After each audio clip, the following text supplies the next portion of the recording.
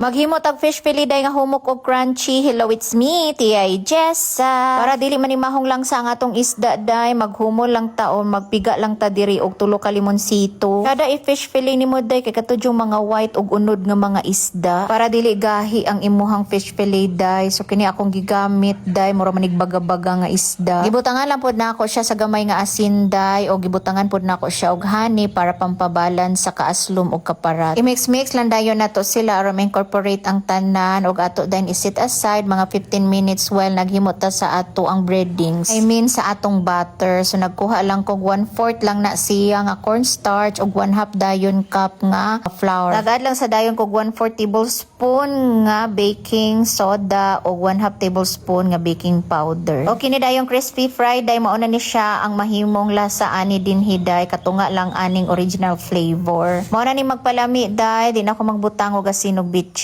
Di ang black pepper di na nako butangan kana naman ni siya. Og isa dayon ka itlog day dayon ato na lang dayon silang i-mix tanan. Ang pag-mix ani day butangan ni mog tubig. Hinay-hinay lang day o tagidyot ba kay aron dili bitaw masubraan. Hangtod dayon day maingon ani iyang consistency okay na dayon ni siya. Nakuha lang dayon kog harina day ato ning i-coat tagsa ang mga isda kay aron mopilit ang ato ang mixture nga butter. Ang uban day breadcrumbs ang ilahang gamit pero ako dili ko mag breadcrumbs day kay mo lagi lahi man tag mama so lahi sa taglinutuan iring i-coat lang jud ni nato tanan ang mga isda ani ang flour day kay aron nindot ang pagkaluto sa atong fish fillet. Wala na di ay timplaning flour day kay timplado naman atong isda pati ang ato ang butter. O kung ingon ani na tanan ang ilahang itsura day ready to deep fry na ni sila nagpainit na day kog mantika dinhi. Medium heat lang dayon day aron dili mapagod. So ato sang i-dip sa butter ang atong mga isda ya day nato ibutang diri sa oil. Ingon ani ra ang akong pagluto sa fish fillet day. Umok ra jud kaayo ang coating ani day kay nakakaon jud og fish fillet adtong niaging mga bulan sakit kaayo sa alingagngag ang coating niya. Pero kini akong version day humok ra kaayo iyahang butter coating niya ani day ug okay ra kaayo ang timpla depende na pud sa inyo. Amo nay bahala kung ganahan pa mo dungagan og mga salts og seasonings depende na sa inyong taste. Diha dayon day ako nang gibali gibantayan jud na akong maayo kay basin mapagod unya ganahan na ra ba kay ko I mean lami na ra ba kaayo ikaon. Og mao na dayon ni ang amo ang balon ugma sa eskwelahan kay aron diri nami magluto. Kung ganahan pod mo ani nga recipe day ako na lang ibutang sa comment section i-adjust lang ninyo according sa inyong taste preference.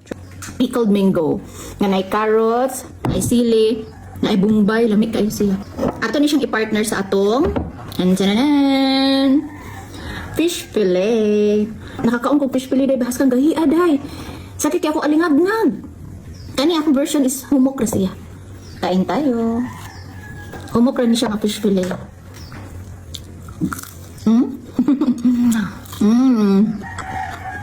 Kani akong version sa fish fillet day.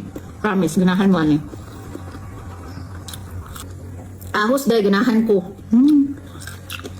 Lami ipikol dang ahos.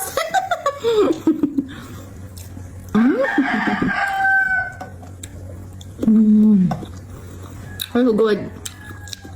Lami kayo siya i-partner sa kuanday. Lami kayo siya i-partner sa atuang fish fillet. Oh my goodness.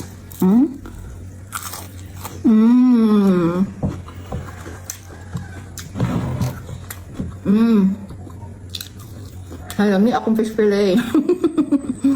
Maunday niya.